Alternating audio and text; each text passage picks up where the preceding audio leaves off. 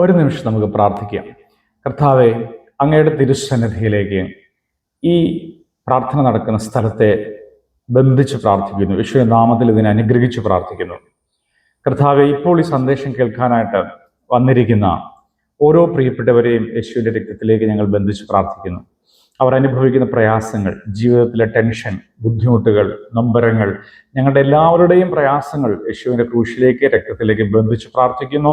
ഈ പ്രാർത്ഥന വഴിയായി ക്രിസ്തുവിലേക്ക് ഒരുപാട് അനുഗ്രഹത്തോടെ ചേരുവാനും സകലവിധ അനുഗ്രഹം കൊണ്ടും ഈ പ്രിയപ്പെട്ടവർ നിറയാൻ വേണ്ടി ഞങ്ങൾ അനുഗ്രഹിച്ച് പ്രാർത്ഥിക്കുന്നു. പിതാവിൻ്റെയും പുത്രൻ്റെയും പരിശുദ്ധ റൂഹായുടെയും നാമത്തിൽ തന്നെ ആമേൻ. സ്നേഹമുള്ളവരെ, ഒരു പാട്ടിൻ്റെ 4 വരി നമുക്ക് ചേർന്ന് പാടാം. കൃപ ലഭിച്ചോരെല്ലാം സ്തുതിച്ചിടട്ടെ, ദയ ലഭിച്ചോരെല്ലാം സ്തുതിച്ചിടട്ടെ, ക്ഷമ ലഭിച്ചോരെല്ലാം സ്തുതിച്ചിടട്ടെ, നന്മ ലഭിച്ചോരെല്ലാം സ്തുതിച്ചിടട്ടെ.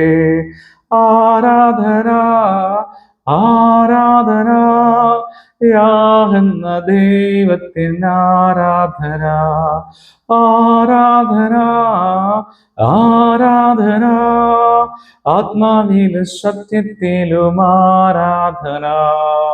എഫെസ്യ ലേഖനം 2-ാം അധ്യായം 8-ാം വാക്യം. കൃപയാലല്ലോ നിങ്ങൾ വിശ്വാസം മൂലം രക്ഷിക്കപ്പെട്ടിരിക്കുന്നത്, അതിന് നിങ്ങൾ കാരണമല്ല, ദൈവത്തിന്റെ ദാനമത്രേ. 2 തിരിച്ചറിവിലേക്ക് ദൈവത്തിന്റെ പരിശുദ്ധാത്മാവ് ഇപ്പം നമ്മെ നടത്തുന്നു. ഒന്ന്, നമ്മളുടെ ദൈവാനുഗ്രഹത്തിന് നമ്മൾ കാരണമല്ല എന്നുള്ളത്. 2, അത് ദൈവത്തിന്റെ ദാനമാണ് എന്നുള്ളത്. ഒരുപാട് പരിശ്രമങ്ങൾക്കൊടുവിൽ നിരാശയോടെയായിരിക്കും നിങ്ങൾ ഇപ്പോൾ ഇരിക്കുന്നത്. സങ്കടം നിങ്ങളെ ഭാരപ്പെടുത്തുന്നുണ്ടാവും. നിങ്ങളുടെ പ്രിയപ്പെട്ടവർ നിങ്ങളിൽ നിന്ന് മാറിപ്പോയിട്ടുണ്ടാകും. മനസ്സിൽ ഒരുപാട് ദുഃഖത്തോടെ ആയിരിക്കും ഇരിക്കുന്നത്. രാത്രി മുഴുവനും അധ്വാനിച്ചിട്ട് ഒന്നും ലഭിക്കാതിരുന്ന ശിഷ്യന്മാരെ പോലെ നിങ്ങളുടെ ജോലിയും അധ്വാനവും എല്ലാം വിഫലമായി ഇരിക്കുന്നവരാണെങ്കിൽ യേശുവിൻ്റെ അല്ലെങ്കിൽ പരിശുദ്ധാത്മാവ് തരുന്ന ഈ സന്ദേശത്തെ നിങ്ങൾ ഉൾക്കൊള്ളുക.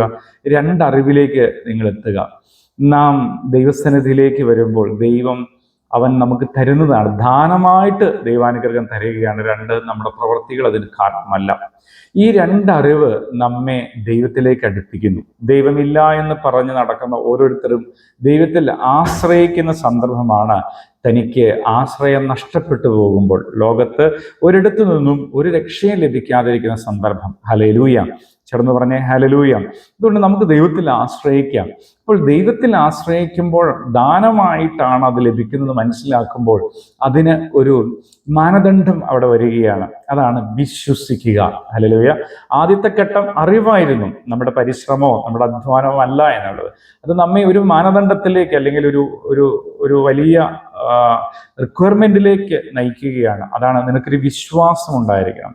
എപ്പോഴും യേശു പറയുന്ന വാക്കാണ് വിശ്വസിച്ചാൽ ദൈവത്തിന്റെ മഹത്വം കാണുമെന്നുള്ളത്. ചില സന്ദർഭങ്ങളിൽ ഇങ്ങനെ പറയുന്നുണ്ട്, അവിശ്വാസ നിമിത്തം അവരിൽ അത്ഭുതം പ്രവർത്തിക്കാൻ പറ്റിയില്ല എന്ന്. വിശ്വാസം വലിയ ഒരു ആവശ്യമുള്ള കാര്യമാണ്. വിശ്വസിക്കണം ദൈവം നമുക്ക് നന്മ ചെയ്തു തരുമെന്നും, ദൈവത്തിന്റെ അടുത്തേക്ക് വരുന്നവൻ ദൈവമുണ്ട് എന്നും, അവനെ അന്വേഷിക്കുന്നവർക്ക്, അവനിൽ ആശ്രയിക്കുന്നവർക്ക് പ്രതിഫലം ലഭിക്കുമെന്ന് വിശ്വസിക്കേണ്ടിയിരിക്കുന്നു. അപ്പോൾ ഒന്നാമത്തെ അറിവ് എൻ്റെ പ്രവൃത്തിയല്ല, അനുഗ്രഹത്തിന് കാരണം ദാനമാണ്. ഈ 2 അറിവുകൾ നമ്മെ വിശ്വാസം എന്ന അനുഭവത്തിലേക്ക് നടത്തുന്നു. വിശ്വാസം പരിശുദ്ധാത്മാവിൻ്റെ ഒരു ദാനമാണ്. നിങ്ങൾക്ക് ഇപ്പോൾ വിശ്വാസം ലഭിക്കട്ടെ. എന്ത് വിശ്വാസമാണ്? ക്രിസ്തുവിലുള്ള വിശ്വാസം. ക്രിസ്തുവിൽ വിശ്വസിക്കുമ്പോൾ മാത്രമാണ് ഈ അനുഗ്രഹത്തിന്റെ ആരംഭം വരുന്നത്. കാരണം ക്രിസ്തുവിൽ നിങ്ങൾ വിശ്വസിക്കുമ്പോൾ, ക്രിസ്തുവിൽ വിശ്വസിക്കുന്നവർക്കായി സ്വർഗസ്ഥനായ ദൈവം ഭൂമിയിൽ കൊടുത്തിരിക്കുന്ന ഒരു ഓപ്ഷനാണ് കൃപയുടെ നിറവ്. ഹല്ലേലൂയ.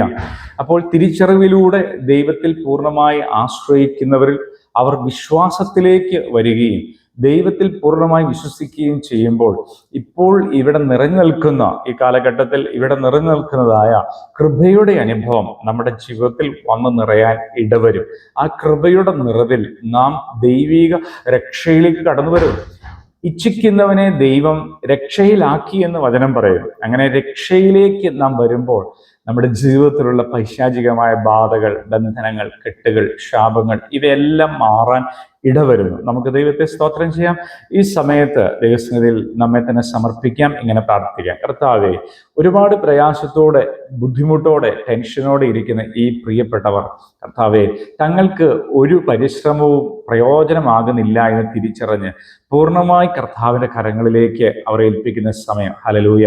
നീ അനുഗ്രഹിച്ചിട്ടല്ലാതെ ഞങ്ങൾക്ക് ഉയർച്ചയില്ല എന്ന് പറയുന്ന ഈ സമയം കർത്താവെ, പരിശുദ്ധാത്മാവിൻ്റെ ശക്തി അവരിൽ നിറഞ്ഞ് ഇനി ശേഷിക്കുന്ന ജീവിതം മുഴുവനും കർത്താവിൽ സമർപ്പിക്കുവാൻ, ഒരു വിശ്വാസ ജീവിതത്തിൽ മുന്നോട്ട് നയിക്കുവാൻ, യേശുവാണ് എൻ്റെ നായകനെന്ന് വിശ്വസിക്കുവാൻ, അവൻ എന്നെ വഴി നടത്തുമെന്ന് വിശ്വസിക്കുവാൻ, ആ വിശ്വാസത്തിലൂടെ ദൈവമേ നീ ഭൂമിയിൽ ഒരുക്കി വെച്ചിരിക്കുന്ന കൃപയുടെ അനുഭവത്തിലേക്ക്, കൃപയുടെ വാതിൽ തുറന്ന് ദൈവരാജ്യത്തിൻ്റെ ഉള്ളിൽ ജീവിക്കുവാനുള്ള വലിയ അഭിഷേകത്തെ ഇപ്പോൾ ഈ പ്രാർത്ഥനയിൽ പങ്കുചേരുന്നവർക്ക് കർത്താവ് കൊടുക്കണമേ, ഞങ്ങളെ അനുഗ്രഹിക്കണമെന്ന് പ്രാർത്ഥിക്കുന്നു. യേശുവിൻ്റെ രക്തത്താൽ ഇവരെല്ലാം അനുഗ്രഹിക്കപ്പെടട്ടെ. പ്രയാസങ്ങൾ, രോഗങ്ങൾ, ദുരിതങ്ങൾ, ബന്ധനങ്ങൾ എല്ലാം ഈ വചനത്താൽ അനുഗ്രഹിക്കപ്പെടട്ടെ. കുടുംബങ്ങൾ അനുഗ്രഹിക്കപ്പെടട്ടെ. ജോലിയിടങ്ങൾ അനുഗ്രഹിക്കപ്പെടട്ടെ. വഴിയാത്രകളും ഞങ്ങളുടെ ബന്ധുമിത്രാദികളും സുഹൃത്തുക്കളും കർത്താവ് ഈ വചനം പറയുന്ന സ്ഥലവും കർത്താവ് ഞങ്ങളുടെ കൂട്ടായ്മയും എല്ലാം യേശുവിൻ്റെ നാമത്തിൽ അനുഗ്രഹിക്കപ്പെടട്ടെ. പിതാവിൻ്റെയും പുത്രൻ്റെയും പരിശുദ്ധ റൂഹായുടെ നാമത്തിൽ തന്നെ ആമീൻ. എല്ലാ ദിവസവും വൈകുന്നേരം 8 മണി മുതൽ 1 മണിക്കൂർ നമ്മൾ സ്ലോമോയുടെ യൂട്യൂബ് ചാനലിൽ ഒരുമിച്ച് പ്രാർത്ഥിക്കുന്നുണ്ട്.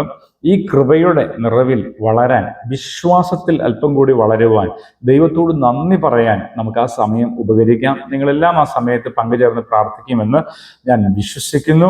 ദൈവം നിങ്ങളെ സമർത്ഥമായി അനുഗ്രഹിക്കട്ടെ. ശ്ലൈഹികമായ എല്ലാ അനുഗ്രഹങ്ങളാലും ദൈവം നിങ്ങളെ സമ്പന്നമാക്കട്ടെ. പിതാവിൻ്റെയും പുത്രൻ്റെയും പരിശുദ്ധാത്മാവിൻ്റെയും ആ കൂട്ടായ്മയുടെ ഐശ്വര്യം എല്ലാ പ്രിയപ്പെട്ടവർക്കും ഉണ്ടാകട്ടെ. ദൈവ തിരുനാമം മാത്രം മഹത്വപ്പെടുമാറാകട്ടെ. ആമീൻ.